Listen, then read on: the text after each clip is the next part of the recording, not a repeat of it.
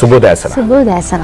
අචලා අපි 2016 මේ 2016ට සුබපතක් නැතුව බදාදා නුගසෙවණෙන් සමුගත්තල 2017 අපි ආවා.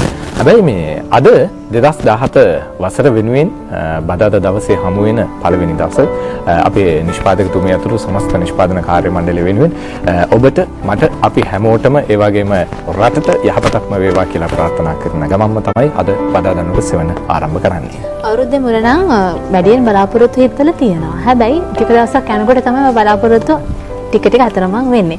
එහෙම නොකර සැලසුම් කරලා ඒ බලාපොරොත්තු ඉෂ්ට කර ගන්න පුළුවන් අවුරුද්දක් වෙන 2017 අපි ඔබට හදවතින්ම සුබපැතුම් එකතු කරනවා. හිතවතුනි අපේ රටේ කලා කෙට අස්වද්දපු ප්‍රවීණ කලා ශිල්පියෙක් සහ ඔහු පසුපසගිය තමන්ගේ ආදරණීය පුතණුවන් ඉන්නවා අපිත් එක්ක. අපි හඳුනාගමු අචලා. ඔව් දැන් කෙනෙක් හිතන්න පුළුවන් ආනේ කොරළේ මහත්තයා ඇවිල්ලා කියලා.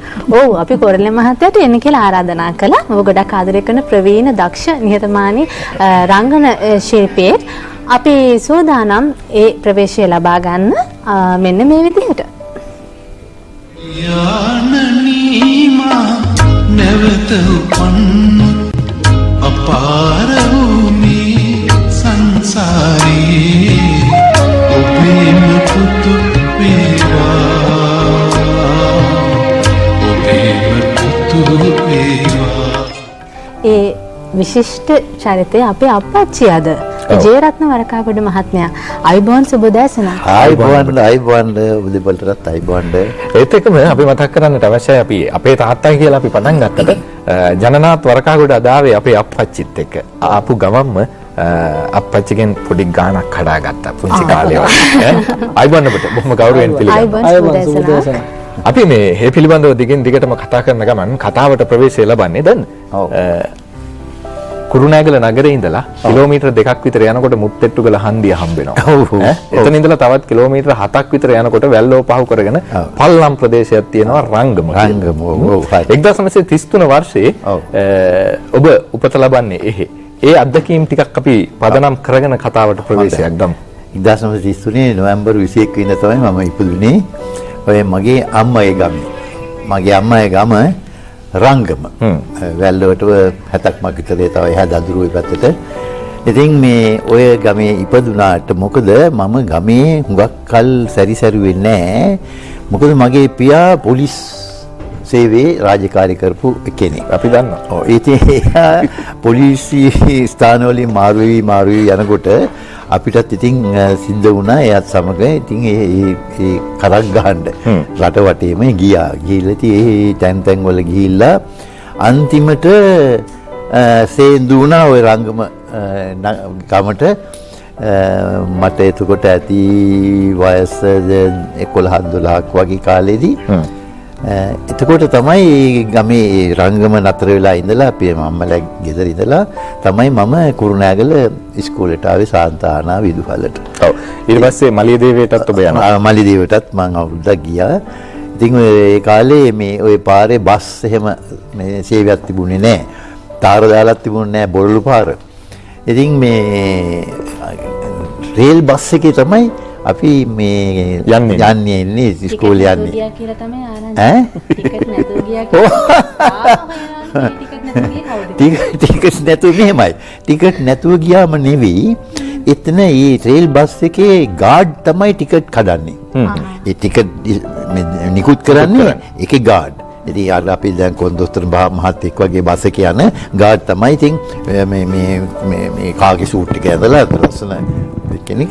එයා තමයි ටිකට් කඩ යන්නේ. ඉතින් අපි ඉස්කෝලේ ළමයින්ගෙන් එයා සල්ලි ගන්නෙ නැහැ. හරි හොඳ කෙනෙක්.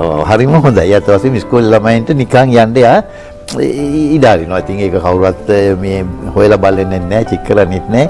ඉතින් තවම මතකයි මේ ගාඩ් මහත්තයා අපිට අපෙන් සල්ලි ගත්තේ නැහැ ඉස්කෝලේ යන්න. ඉතින් නිකන් තමයි අපි කෝච්චියේ මේ එහාට මෙහාට ගියේ. ඉතින් ඔය මුත්තේටුගල ගියපු ඔය මුත්තේටුගල තමයි අපි ගිහිලා බහින්නේ. මුත්තේටුගලලා ඉස්කෝලේට තියෙනවා ටවුමට 70කට වැඩිය. මේ කමාරක් ඉඳ තියෙනවා. ඕක පයින් තමයි යන්නේ. ඉතින් මම ඕක අරලා යනවා පයින්. හරි මං එක එන්නේ පයින් යන කවුරු ඔන්න බාධා කරනවා. ඒ ඇරලා යාම කොච්චර ගියාද කියනවා නම් එක්තරා කාලයක කුරුණෑගල දිස්ත්‍රික්කයේ වේගවත්ම ධාවකයා බවට පත් වෙනවා. අපි ඉස්සරහට ගැන කතා කරමු. ජනතයි තාත්තා අප්පච්චි එහෙමනේ හඳුන්වන්නේ ආමන්ත්‍රණය කරන්නේ ඔබ කොහොමද දැනෙන්නේ? ආදරය කරන විශිෂ්ට චරිතයක් හැමෝගෙම ආදරය ලැබෙනවා. හැබැයි ඔබට වෙනම කියවීමක් ඇති. කොහොමද තාත්තව දැනෙන්නේ? දැනෙන්නේ ඇත්තටම අප්පච්චි කියන්නේ තාමත්ම දැනුම් සම්භාරයක් තියෙන බොහොම නිහඬ චරිතයක්. ඉතින් අප්පච්චිගෙන් ලැබිච්ච දේවල් දැනුමුතුකම් එතකොට අත්දැකීම් තාමත්ම බහුලයි. ඉතින් මට අවුරුදු ඇත්තටම අවුරුදු 2ක් 3ක් වගේ වෙනකොට අප්පච්චි විදේශගත වෙනවා. ඉතින් මට අවුරුදු 5ක් විතර ඔහු සමීපේ නැති වෙනවා. අම්මත් එක්ක තමයි ජීවිතය ගත කරන්න ලැබෙන්නේ. ඉතින් මේ නැති වෙච්ච කාලයෙන් පස්සේ අප්පච්චි ආපහුවාම ගොඩාක් මාත් එක්ක මට දැනෙන්න සමීප වෙන්න පටන් ගන්නවා. ඉතින් ඒ අත්දැකීම එක තමයි මම ගොඩ නැගෙන්නේ. කොහොමද ගුරුහරුකම් දෙන්නේ? සැරයිද? දැන් අපි දකින්නේ හරියම තැන්පත් චරිතයක් විදිහට. සමහර අය හිතන අනේ මෙහෙම අප්පච්චි කෙනෙක් මටත් හිටියනම් කියලා. අචල දැන් මේ මුවන් පැලස්සේ කෝරළේ මහත්තයා දෙන දඬුවම් අපි අහපුවාම තාත්තා ගෙදරත් එහෙමද? හරිම මෙහෙමයි. ගොඩක් ඉවසනවා අප්පච්චි. ඉතින් අපිට ඒ අත්දැකීම තමයි තියෙන්නේ. ගොඩක් ඉවසීමේ ගුණාංගය අපි එතනින් ඉගෙන ගන්නවා කුඩා කාලේ. ඉතින් පොඩි ළමයි හැටියට අපි දඟ කරනවානේ. ඉතින් අනිවාර්යයෙන්ම මේ ඉතින් එහෙම වුණාම පොඩ්ඩක් සැර කරනවා. ඉතින් ළමයිට පොඩි සැරයක් තියෙන්නත් එපා. එහෙම සැරයක් තියෙනවා. ඒ ඉවසලා බැරිම තැනක් වුණාම. ඉතින් මම නම් එහෙම චරිතයක් නෙමෙයි. මමක් ඉතින් ගොඩක්ලා දරුවන්ට ඉතාමත් ආදරේ වැඩිනේ. ඉතින් මම නිතරම උපදේශවල් දෙනවා බොහොම මේ ඒක අපිට දැනෙන සැරක් වුණාට ඒක අපි හදන්න කරන දෙයක්. ඒක දැනෙන්නේ අපි දැන් අපිටත් දරුවන් ලැබුණාට පස්සේ අපිට ඒක දැනෙන්නේ. අන්න ඒක ඔබට ඒක කොහොමද දැනෙන්නේ? දැන් ඔබත් අප්පච්චි කෙනෙක් අප්පච්චිගෙන් ලැබුණ දේවල් ඒව දැනෙන්නේ දැන් තමයි. ඉතින් ඒ කරපු අවවාද අනුශාසනා තමන්ගේ ජීවිතේ ගොඩනගා ගන්න කරන ඒවා කියලා දැනෙන්නේ තමන්ටත් දරුවන් හම්බෙලා අපිත් ඒ දරුවන්ව ගොඩනගා ගන්න උත්සාහ කරනකොට තමයි ඒක ලැබෙන්නේ. වරකවල මම දැන් මේ වින්දියක් අපිට දවසක් බදාදා නුගසවෙනේ හමු වුණා. මගේ පුතුම ඉන්නේ. දැන් බැරිම තැන කේන්ති ගිය වෙලාවක මේ ජන්නත් ඇයට ගහලා නැද්ද? මම එක දවසක් මට මතකයි පාරක් ගැහුවා අක්කත් එක්ක සම්ඩු වෙලා. වින්දියයි මෙයයි උත්තටම සම්ඩු වෙලා කාමරේ ඇඳන් තියලා කොට්ට ඉරාගෙන මොකක් හරි එකට මේ දෙන සම්ඩු කොට මම පාරක් දෙන්නටම ගැහුවා. දෙන්නටම ගැහුවා. ගැහුවා කියන්නේ මා තද්ද පාරවල් නෙවෙයි. ඊයර මම කටින් තමයි මම හුඟක්ම ගහන්නේ. නෑ දැන් අපිට අවශ්‍ය වෙන්නේ මේ පුතේකට තාත්තා කෙනෙක් අත දිගෑරලා බැරිම තැන ගහපුවාම ගැහුවට පස්සේ තාත්තට දැනෙන වේදනාව කොයි වගේද? ඒක කියන්න බැරි වේදනාවක් දැනෙනවා. ඒක නම් මේ වචනෙන් මම කියන්න අමාරුයි. එහෙනම් ඇයි එච්චර වේදනාවක් විඳින්න එහෙම ගහන්නේ? ගහන්න හොඳ නෑ. ඒ වුණාට අර ළමයා හදා ගන්න ඕනනේ. ඔව්. ඒ පාරක් ගැහුවේ නැත්නම් එයාට ඒක දැනෙන්නේ නැහැ. එයාට ඒක මේ ඔළුවට එන්නේ නැහැ. ඒ පාර වැදුනන් පස්සේ තමයි එයා කල්පනා කරන්නේ මේක වැරදි.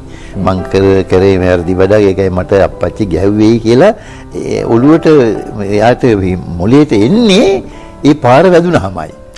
ජනතයි දැන් ජීවිතේ තීරණ ගන්නවනේ. වයසෙන් ටික වෙන පුංචි කාලේ නම් අම්මා තාත්තා කියන එකම තමයි අහන්නේ. හැබැයි ටිකක් ඉස්සරහට යනකොට එහෙම නෙමෙයි.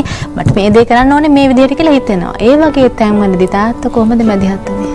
අතන මම කියන්න ඕනේ මම මේ කුඩා කාලේ ඉඳන් අවුරුදු මට තේරෙන වයසේ ඉඳන්ම මට තනි තීරණ ගන්න උවමනාවක් තිබුණා. මට ඕන දේ තමයි කරේ. මට හිතට එකඟ කරන දෙයක් ඒක මම කරනවා. ඉතින් අම්මගෙන් තමයි ඉතින් ගොඩාක් මේ දෝස් මුරේ එන්නේ.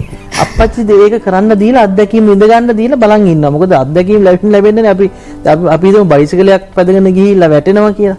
වැටලා දනිස් ලෙඩි ගහගත්තට පස්සේ දන්නවා මේ වැටනාම තියෙන ආනිසංස. ඉතින් අප්පච්චි ඒක කරන්න දීලා බලාගෙන ඉන්නවා.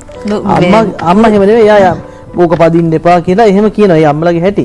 ඉතින් මම දකින්නේ අර ඊට වඩා හොඳයි අත්දැකීම් ලැබලා අපි ජීවිතේ විඳ ගන්න දේ. ඒතකොට අපි දන්නවා මේක උනහම මේකයි වෙන්නේ. උණු වතුර අතර දාගත්තාම ඇඟිලි පිච්චෙනවා වගේ අපිට දැනෙනවා වගේ හැම දෙයක්ම මෙහෙම අත්දැකීමේ මෙහෙමයි.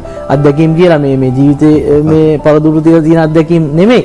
වෘත්තීය ජීවිතේට එනකොට කොහොමද වෘත්තීය තෝරගන්නකොට? වෘත්තීය තෝරගන්න කියන්නේ ඒක නිතරම දැන් සහජ කුසලතාවයන් වලින් අපි ගොඩනගන්නේ. ඉතින් මට කුඩා කාලේ සිටම ඇඟේ රිද්මේ තිබුණා. කටහඬ පිහිටලා තියෙනවා අප්පච්චිගේ ඒ කටහඬ පිහිටලා තියෙනවා. මවගේ කටහඬක් තියෙනවා අපිට අහන්න ගන්නෝනේ ඈත් හොඳ ගායිකාවක්. ඇය හොඳ ගායනා කරන්න පුළුවන් හැකියාව තියෙනවා. මොකද නාට්‍ය ඉන්දියාසියන්ගේ නාට්‍ය වල ඇය ගායනා කරලා තියෙනවා. ඉතින් ඒ දෙක මිශ්‍ර වෙලා වෙන්නේ නැති මට කටහඬ ඇවිල්ලා තියෙනවා. ඉතින් ඒ දේවල් කුඩා කාල සිටම අප්පච්චි දැන් මේ මෙතන එහා පැත්තේ අපේ මහගෙදර ගුවන්විදුලියේ ඉන්න කාලෙම ආශ්‍රය කරේ දැවැන්ත සංගීතඥයන් ඒ පිරිස. ඉතින් ඔවුන් ළඟට මාව යොමු කරා අවුරුදු 5-6 වෙනකොටම ෂෙල්ටන් ප්‍රේමරත්නයන් ගාවට මාව සරපුරු වාදනයට දැම්මා. ඉතින් මම මුලින්ම ගායනය සහ සරපුරු වාදනය ඉගෙන ගත්තේ කීබෝඩ් වාදනය. ඉතින් එවැනි දක්ෂ ගුරුවරුන් යටතට මාව යොමු කරේ අප්පච්චි තමයි. මොකද අප්පච්චි දන්නවා මේ ගුරුවරු තමයි හොඳම ලංකාවේ සිටින හොඳම ගුරුවරු. ඉන්දියාව ගිහලා ඉගෙනගෙන ආවිල්ලා ඩී.ආර්. පීරිස් මහත්මයා තබ්ලා වාදනයෙන් රාගධාරී ගායනයෙන් බී වික්ටර් කරන මහත්මයා ගාවට දැම්මා. මුලින්ම මම අතපොත් ලැබුවේ ෂෙල්ටන් ප්‍රේමරත්න මහත්මයාගෙන්. ඉතින් ඒ වගේ සන්න විජේවර්ධනයන් ගාවට ඊපස්සේ නර්තනයේ යෙදුණා.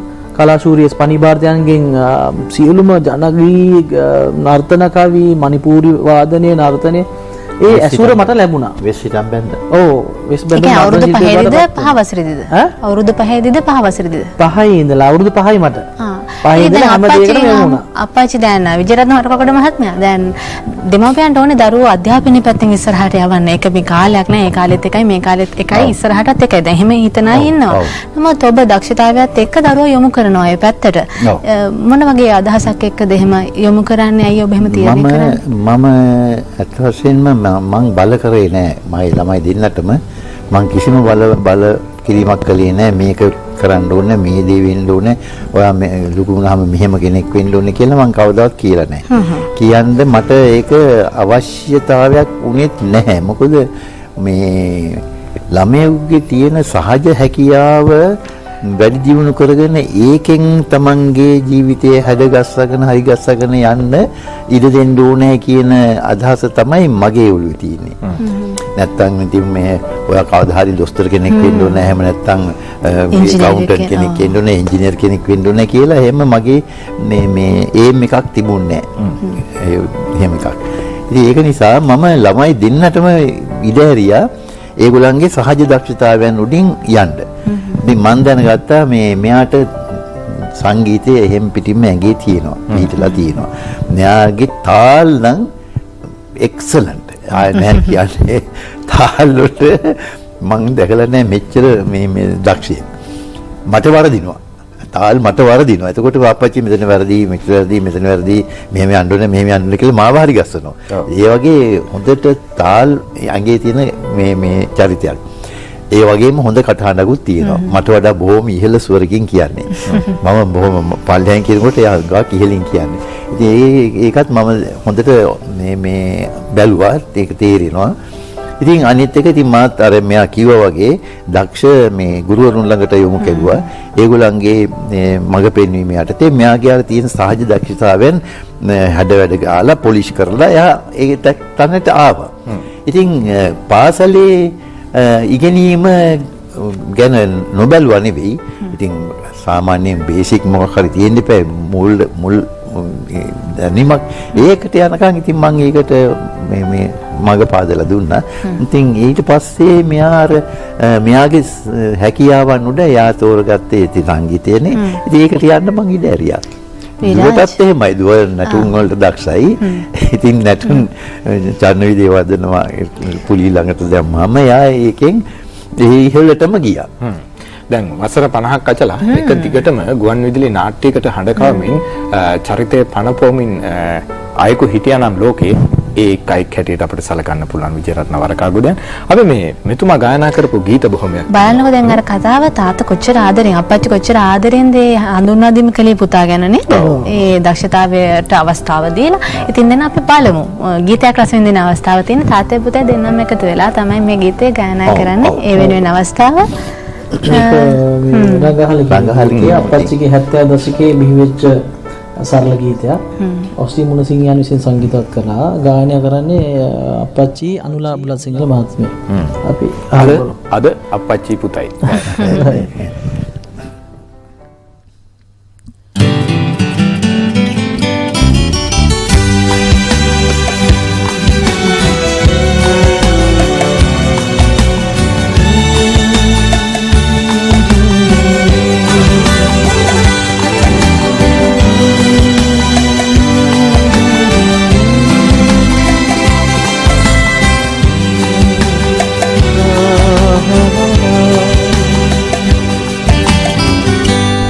හල දැන් නැත අද අඳුරේ අප දෙදෙනා පෙම්පිලි සඳරේ අන්න බලන් කුමරිය මනමේ තනි වී ඇත හිමගිරි අරණේ රඟහල දැන් නැත අද අඳුරේ අප දෙදෙනා පෙම්පිලි සඳරේ අන්න බලන් කුමරිය මනමේ තනි වී ඇත හිමගිරි අරණේ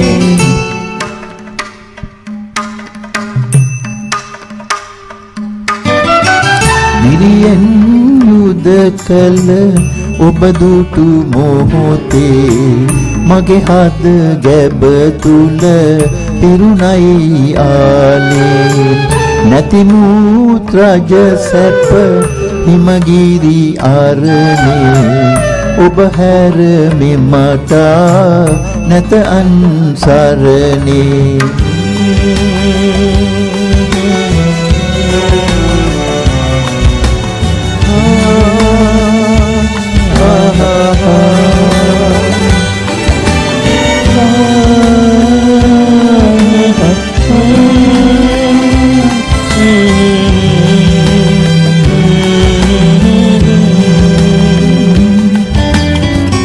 අවසන් වසරේ සරසවියේ ඔබේ අත අරගෙන හන්තානේ කඳු පාමුල මහවැලි සෙල්නේ මම මේ කුමරිය ඔබ දලන්දේ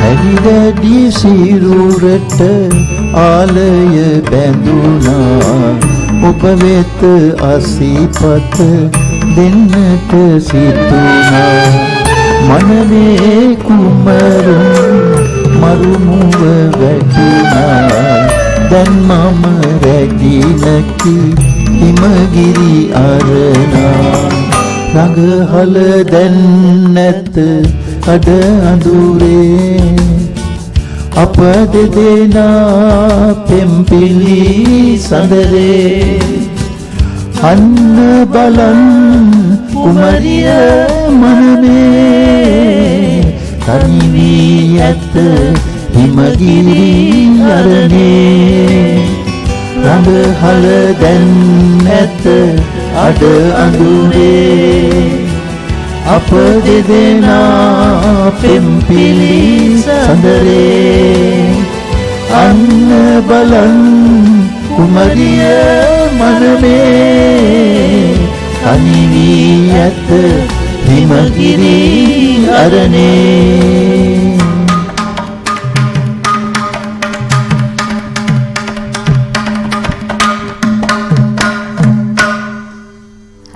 සනසන ගීතයක් එක යුග යුගයේ එසේමයි.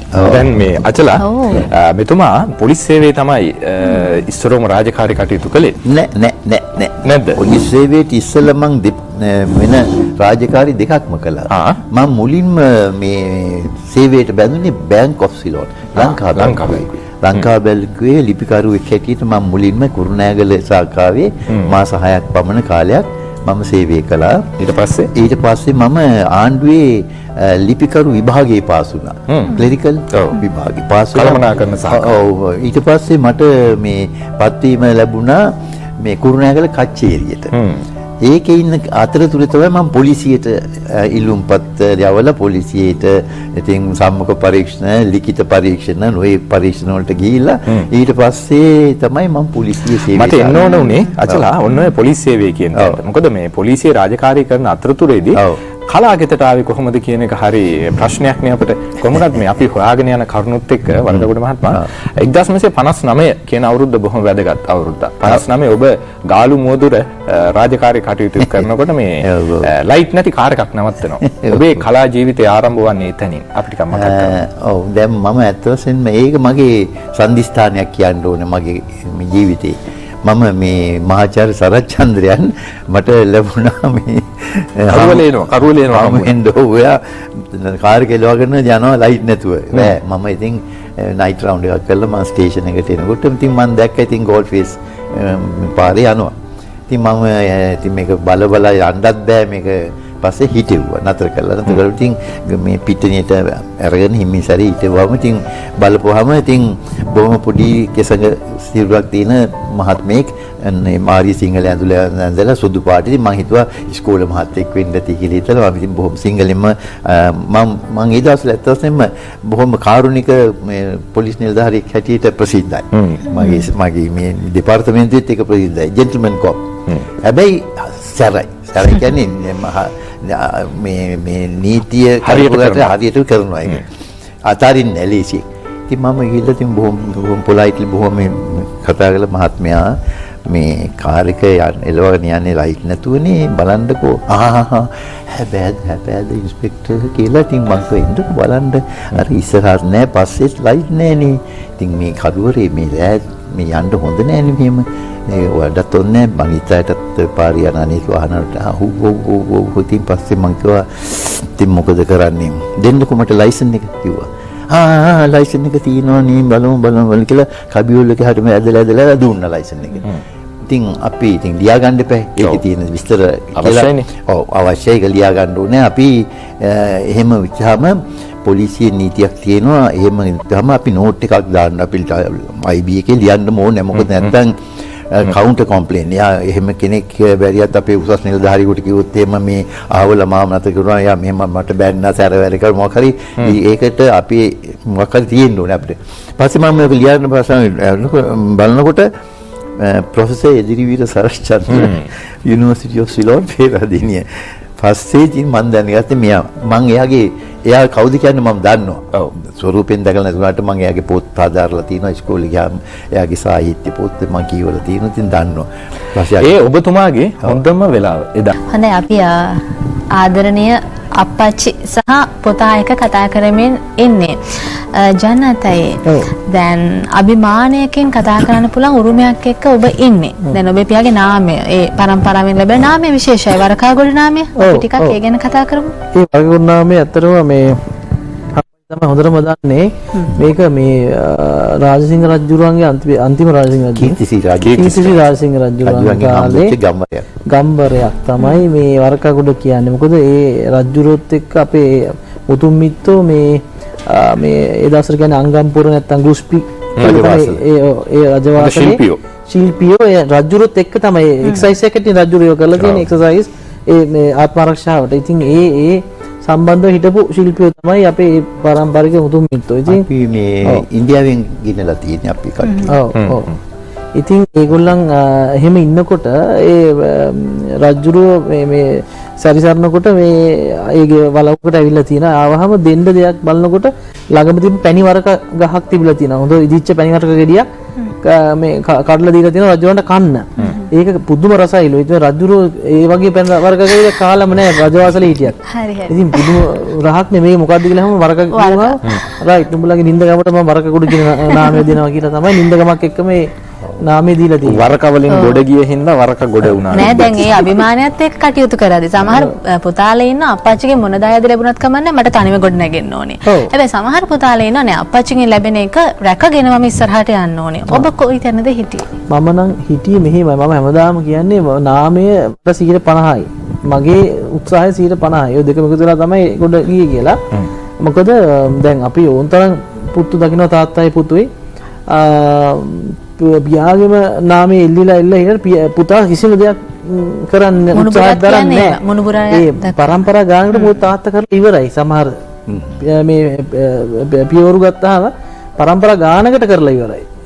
දේවල්. ඉතින් පුතාට කරන්න යමක් නැහැ කියලා එහෙම පුතු හිතන වෙලාවල් තියෙනවා. හැබැයි මම එහෙම නෙමෙයි. මම හැමතිස්සෙම අලුත් දේවල් නිර්මාණය කරන්න මට හිතට ඉන්න දේ මම කරන්න අන්න එහෙම උමනාවක් තිබ්බ කෙනෙක්. ඒකට අනිවාර්යෙන් නාමයයි පියාගේ තිබ්බ පිළිගැනීමයි ශේෂ්ත්‍රය තුල තිබ්බ ඒ පිළිගැනීමයි විරාජ් බලපෑවා. ඉතින් ඒක අනිවාර්යෙන්ම තියාගෙන තමයි ඉදිරියට ගියේ මගේ දේවල් එක්කව කරන්නේ. ඉතින් පියාගේ ඒ වැදගත් නාමය මට බලපෑව හැමතැනම මාව පිළිගත්තා. ඉතින් කාලයගේ වැෑමෙන් මේ වරකාගොඩගේ පුතා කියන එක නැති වෙලා ගණනාත් කියන නමටත් වැලියු එකක් දෙන්න පුළුවන් කමක් ලැබුණා ඉතින්. හොඳයි. දැන් මේ ජනතේ දැන් ඔබ තාත්තා කෙනෙක් දැන් ඔබටත් පුතෙක් ඉන්නවා. ඔබේ අප්පච්චි ඔබට සලකපු විදිහට සමහරට පුතා කෙරෙහි ඔබ උනන්දුව දක්වනවා ඇති. වරකගොඩ මම දැන් පුතා කියන දේවල් අහගෙන හිටියා. ඔව් මං අහගෙන හිටියා. එතකොට දැන් මේ පුතා ඔබ ගිය පාරේ අරගෙන ගියාද? එහෙම නැත්නම් ඔබ පිටිපස්සේ පුතා ආවද? අපි ඊළඟ ප්‍රශ්නේත් එක්කම දැන් පුතා ආපු පාර දිහා ඔබ බලනකොට ඔබට මොකද හිතෙන්නේ? සතුටක් දැනෙනවා? ඇත්ත වශයෙන්ම මං සතුටු වෙනවා. බොහොම සතුටු වෙනවා. පුතා දැන් අද ඉන්න තත්ත්වේ බලපුවම ඉතින් විතාමත්ම සන්තෝෂයි. මොකද මේ අපේ තිබිච්ච ඒ අදහස් මුදුන් පත්වලා තියෙනවා, මල්පල ගැනලා තියෙනවා. පුතාට අද රටේ ඉහළ තැනක් ලැබිලා තියෙනවා. ඒ ඔබ නිසාද? මං එහෙම්ම කියන්නේ මම නිසාම කියලා කියන්නේ. මොකද එයාගේ දක්ෂතාවය මට වඩා ඉහළින් එයා ඉන්නවා. අර ජනතාවක 50ක් එයාගේ දක්ෂතාවය ඇති කරගෙන ඒක යට හිතන එකනේ. මට හිතන්නේ මම ඇත්ත වශයෙන්ම ඒකෙත් සත්‍යතාවයක් තියෙනවා. ඒ කියන්නේ මගෙත් සෙවන යටතෙත් එයාගේ පාර හදාගෙන ගියා. ඒකත් හරි. ඊට අමතරව ඊට වැඩිය එයාගේ දක්ෂතාවයන් උලුප්පලා එයා මේ නිර්මාණ කරලා රටට පෙන්නලා තිනවා. මේ මටත් දක්ෂතාවයක් තියෙනවා, සහජයකියාවක් තියෙනවා. මගේ දක්ෂතාවයෙන් මම මේ යමක් කරලා තියෙනවා, කරලා පෙන්නලා තියෙනවා. ඉතින් ඒක නිසා එයා ඒ ගිය අඩිපාර දිහා බලනකොට තාලන දිහා බලනකොට මට සන්තෝෂ වෙන්නේ. සහ ඒවා අභියෝගාත්මක අවස්ථා. දැන් අත්හදා බැලීම් කරනවා අවසානයේක ඉතා සාර්ථකයි. ඉතින් ඒ ඔස්සේ පිළිගැනීමක් ඇති කරගන්නවා. මේක දකින්නේ කොහොමද ඔබ?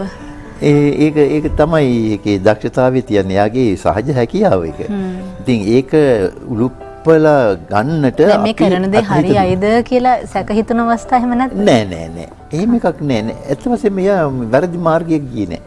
බලන ඒක ලොකු දෙයක්.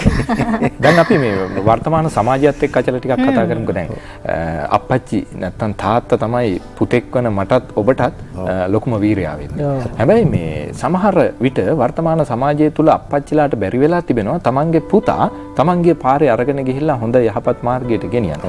ඇයි ජන්නත් අය ඔබත් පියෙක් නිසා ඇයි මේ හිදස ඇති වෙන්නේ කොහොමද සමාජය තුල? ලගින්නේ තනිකරම ගෙදරින්. ඒ කියන්නේ දෙමව්පියෝ වුණාම ඉතාමත්ම ආදර්ශමත් ලෙස ජීවත් වෙන්නට අවශ්‍යයි. සහ ආදර්ශමත් ලෙස වැඩ කටයුතු කරන්න අවශ්‍යයි.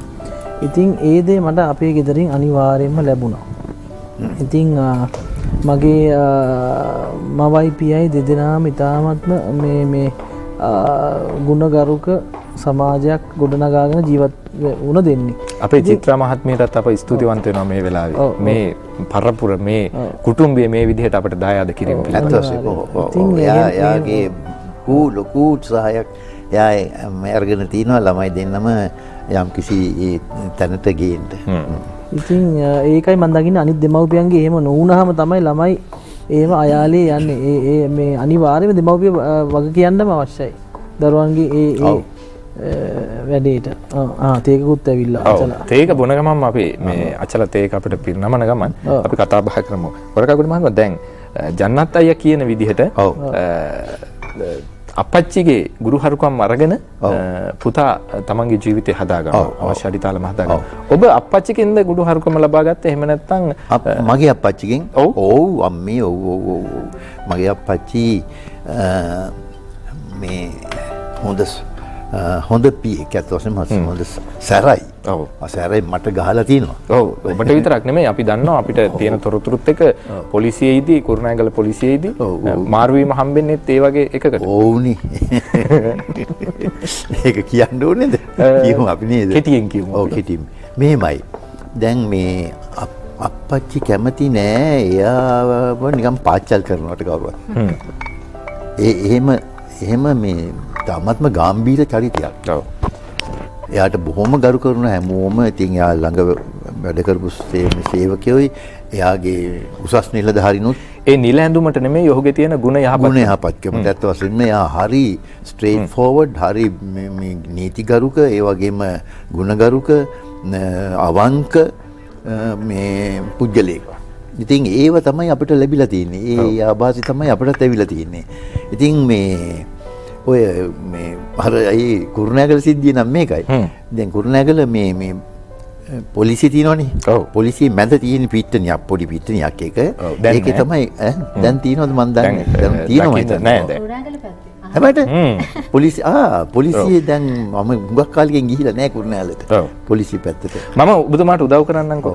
ඔබතුමාගේ තාත්තා මේ සාජන්ට් SP මහත්තයෙක් කියනවා අස්වෙක් පිටේ. ඔව් මේ සිද්ධිය බලාගෙන ඉන්නවා පොලිසියේ බැරක් එක තිබුණු නිවාසයක ඉඳලා. ඔබ නාට්‍ය කලාව ඉගෙන ගත්ත එතනින් කියනවා. ඔව් දැන් බැරකේ මම පොඩි එකා මම බලන් ඉන්නවා මම හරි ආසයි පෙරේඩ් බලන්න. ඔව්. උදේ ඒගොල්ලන්ගේ සරඹ පෙරේඩ් එක බලන්න මම හරි ආසයි. ඉතින් මේගොල්ලෝ පෙරේඩ් කරනකොට මම ඉස්කෝලේ යන්න ඉස්සෙල්ලා උදේ පාන්දරනේ බලන් ඉන්නකොට එක පාරටම ඒ අස්වැපිටින් එන SP. එයා හරි ගාම්භීර බොහොම සරපරුසයි. හරි සරපරුසයි. හරියට මේ රාලහමලාට නිකන් බල්ලන්ට වගේ කතා කරන්නේ. වරදකරුවෝ වගේ. ඔව් නිකන් මහා පස්සේ මගේ පියාට අපච්චිට කිව්වා අර මේ රයිට් ස්කොඩ් කියලා එකක් තියෙනවනේ. මේ හුඟක් මේ කලබල වෙලාවේ රයිට් ස්කොඩ් එකක් ගෙනියන විදිහට ඒක අරන් යන්න. පස්සේ මෙයා මන්ද බැලුවා හරි ස්කොඩ් එක කියලා ඩබල් මාච් එක යන්න ඕනේ. කියන යන ඩබල් මාච් එකට SP මේ අස්වැපිට උඳගෙන මෙයාට මොකක් හරි කිව්වා. මොකක් හරි මේ තරහ යන දෙයක් කිව්වා. කියපු හැටිය නතර වුණා. ඩබල් මාච් එක නතර වුණා. ගත්ත රයිෆල් එක අතට මොනවද කියලා SP-ට මෙහෙම ගහන්න ගියා. අස්වැපිට.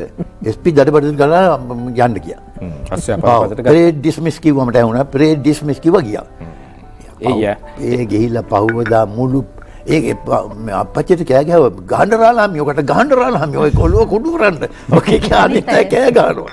ඊට පස්සේ ගහන්න ඔකට කියලා. පස්සේ පහුවදා සියලුම දෙනා මුළු ලංකාව පුරාම ට්‍රාන්ස්ෆර්. අපි අපච්චි බදුල්ල. 100 දෙනෙක් බදුල්ලේ. හරි දැන් විජේරත්න වරකාගොඩ මහත්මයා ආදරණීය අපච්චි ගැන මතක් කළා. ජනනාත් වරකාගොඩ කියන ආදරණීය පුතණුවන් අපච්චි වෙනුවෙන් තමයි මේ ගීතය ගායනා කරන්නේ. නේද එහෙම? ඔව් අජල මේක ඉතාම වැදගත් ගීතයක්.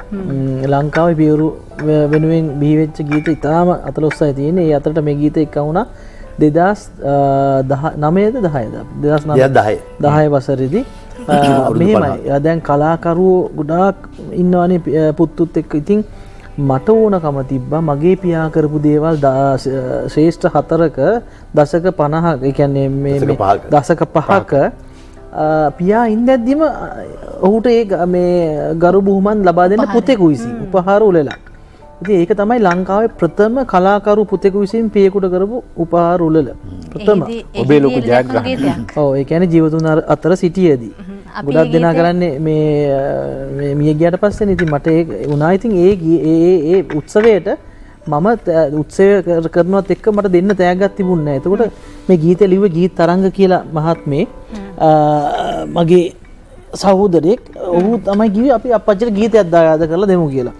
ඉතින් මේ ගීතය නිර්මාණය වුණා මේ මාතින් සංගීතවත් වුණා. ඒ කියන්නේ හෙට නම් උත්සවයේ අද රෑ 2ට තමයි මම මේක මේකේ මෙලඩියක් දාලා ට්‍රැක් එක කරේ. ඉතින් ලස්සනට ආවා.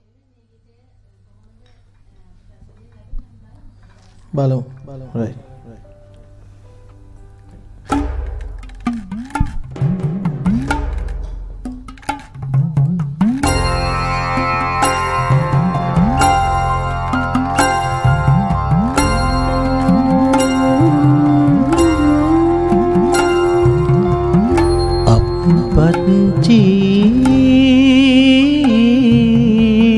අපපත්චි අපපත්චි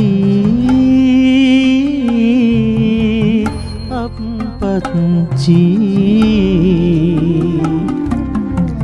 සද්ද නොකර ලොවේ අරුත කියා දුන්න අපපත්චි දන්දී සැප උහුලා දුක මහගිනි විඳි අපපත්චි ඒ ගිනිගෙන අපේ උණුසුම සෑදුව මය අපපත්චි අපි වෙනුවෙන් සංසාරේ වන්දනාවේ අපපත්චි අපි වෙනුවෙන් සංසාරේ වන්දනාවේ අපපත්චි අපපත්චි අපපත්චි දොයි දොයි දොයි දොයි බයි බයි බයි බයි ආහා ආහා ආහා ලොවම මැවූ නමට කියන අරුතයි ඔබ අපපත්චි මව්ගේ කිරට හිරු එළියට පන දුන්නේ අපපත්චි අමානිවන බනවරයක සුව අරණයි අපපත්චි අපි වෙනුවෙන් සංසාරේ වන්දනාවේ අපපත්චි අපි වෙනුවෙන් සංසාරේ වන්දනාවේ අපපත්චි අපපත්චි අපපත්චි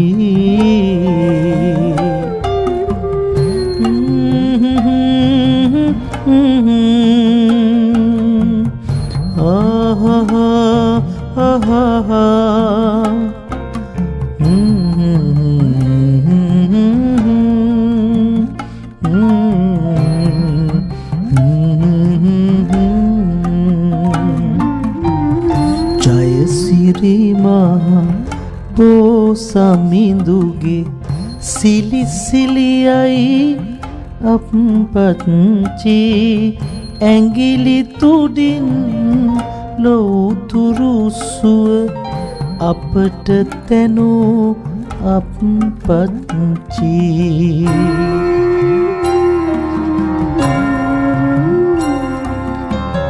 බුදු බව ලැබුණ මූත් නිවනට නොගිහින් මය අපපත්චි අපි වෙනුවෙන් සංසාරේ වන්දනාවේ නැවතිච්චි අපි වෙනුවෙන් සංසාරේ වන්දනාවේ නැවතිච්චි අපි වෙනුවෙන් සංසාරේ වන්දනාවේ නැවතිච්චි අප්පච්චි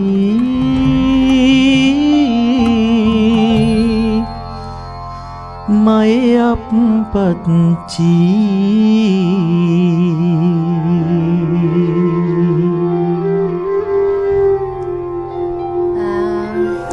අපි වෙනුවෙන් සංසාරේ වන්දනාවේ අප්පච්චි නැවතිච්චි. අපි වෙනුවෙන් සංසාරේ වන්දනාවේ නැවතිච්චි. අන්තිමට නැවතිච්චි. හරි හැඟුම් බරයි. අතර මට නම් හරි හැඟුම්. එදා ඔඩියන්ස් එකේ මුගක් දෙනෙක් ඇඬුවා. ඔව් අපිටත් එහෙම හැඟුම් බර වෙනවා සෙත් කවියක් වගේ පුංචි මේ මතක් කිරීම. මට තාම මතකයි රත්නසිරි වික්‍රමනායක අපේ අගමැතිතුමා මේ අපිත් එක්ක මුළු ඒ මේ වැඩසටහනම ඉඳගෙන නැරඹුවා.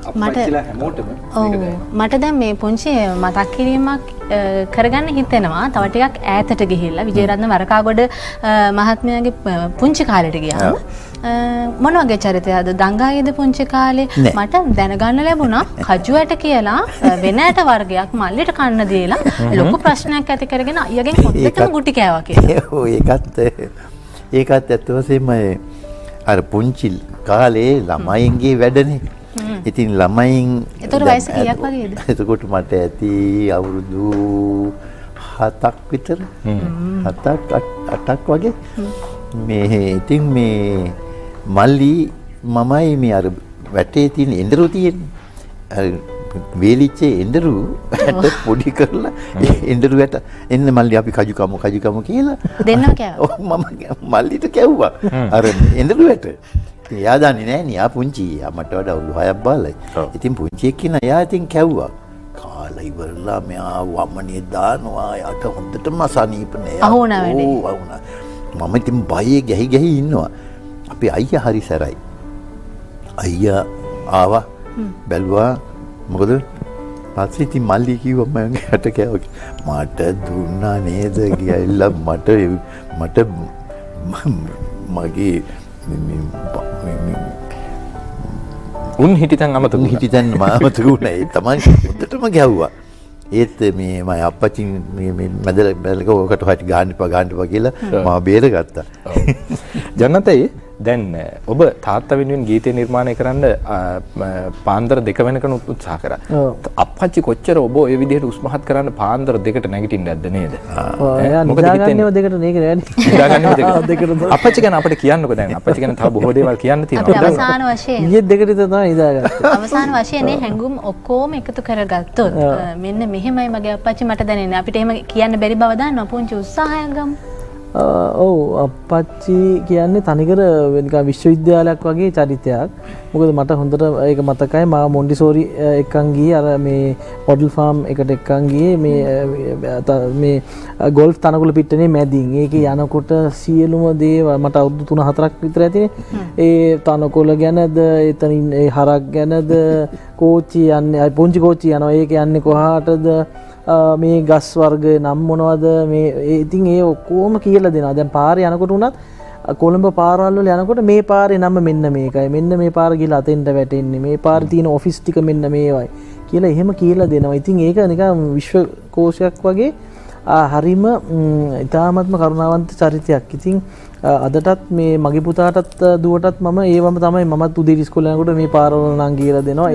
ඒක තමයි ඇවිල්ලා තියෙන්නේ. තනිකර ජීවිතේ ගෙනියන්නට අවශ්‍ය සියලුම මේ ඒ කියන්නේ සාමාන්‍ය ජීවිතයක් ගත කරන්නේ කොහොමද මිනිසුත් එක්ක ජීවත් වෙන්නේ කොහොමද ප්‍රධාන කාරණේ. ඒ දේ හරියටම කියලා දීපු කෙනෙක් තමයි මගේ පියා. මොකද ගෙදර වැඩට කවුරු හරි ඉන්නවා නම් ඒ කෙනා කෑවද කියලා අහන එක පවා මා ඉගෙන ගත්තේ මේ අප්පච්චිගෙන්. ඉතින් ඒ සේවකයන් කාලද කියලා බලලා තමයි අපි ගෙදර කන්නේ. දැන්ටත් ඒ පුරුද්ද තියෙනවා. ඉතින් තමන්ගේ කාපු පිඟාන හොදන එක අවුරුදු 5 දී මට කියලා දුන්නේ. මම පිඟාන තියලා නැගිටිනකොට මෙහෙට එන්න තමන්ගේ පිඟාන හොදන්න මෙහෙ කවුරුත් නැහැ. එතකොට සේවකයෙක් ඉන්නවා ගෙදර. මෙහෙ කවුරුත් නැහැ. ඔයා අරන් ඔයාගේ පිඟාන හොදලා රැකෙන් තියලා යන්න. මම දැන් පිටරට ගියත් ඩිෂ් වොෂ් තිබුණත් ඒ පිඟානේ හොදලා ඩිෂ් වොෂ් එකට දාලා එන්නේ. හොඳයි. හිතවතුනි මේ වගේ අප්පච්චි කෙනෙක් මේ වගේ පුතෙක් බිහිවන්න බිහි කරගන්න සමාජයෙන් අපි හැමෝම උත්සාහ ගනිමු. ඔබගේ නිවසේ ඉන්න ඔබේ අප්පච්චිගේ පුතාලා දුවලා මේ හැම කෙනෙක්ම මෙවැනි අප්පච්චිලා ආදර්ශයට අරගෙන යහපත් සමාජයක් නිර්මාණය කරගන්න උත්සාහ කරමු. මේ වගේ පුතුන් බිහි කර ගැනීම සඳහා අප්පච්චිලා හැටියට අපි හැමෝම උත්සාහ කරමු. ආදර්ශමත් ආදරණීය අප්පච්චි කෙනෙක් සහ පුතෙක්. අපි බොහොම ආදරයෙන් ඩ්‍රීම් රෝන් වෙතින් අද පැමිණීම වෙනුවෙන් තෑග්ගක් දෙනවා. මුලින්ම ඔව් විජේරත්න වරකාගොඩ මහත්මයාට මෙන්න බොහොම හරි. බොහොම ස්තුතියි. බොහොම අපේ රටේ බොහොම ස්තුතියි. කලාකිතේ අස්වැන්න පෝෂණය කළ ඔබට ජය වේවා. බොහොම නිදුක් නිරෝගී වාසනාව ප්‍රාර්ථනා කරන ජනන්තයේ බොහොම ස්තුතියි පැමිණියට හැම අතින්ම දක්ෂයි හැමෝම ආදරේ ඉදිරියට යන කටයුතු සාර්ථක වෙන්න අපි සුබ පතනවා. ඔබට සුබ නව වසරක් පවත්වා ගන්න සහ ජාතික රූපවාහිනියටම සියලුම දෙනාටම මුළු රටේ සියලුම දෙනාටත් සුබ නව වසරක් ප්‍රාර්ථනා කරනවා අපි දෙපළ විසින්. බොහොම ස්තුතියි. අපි එහෙනම් මේ විශේෂාංගයෙන් සමුගන්නවා.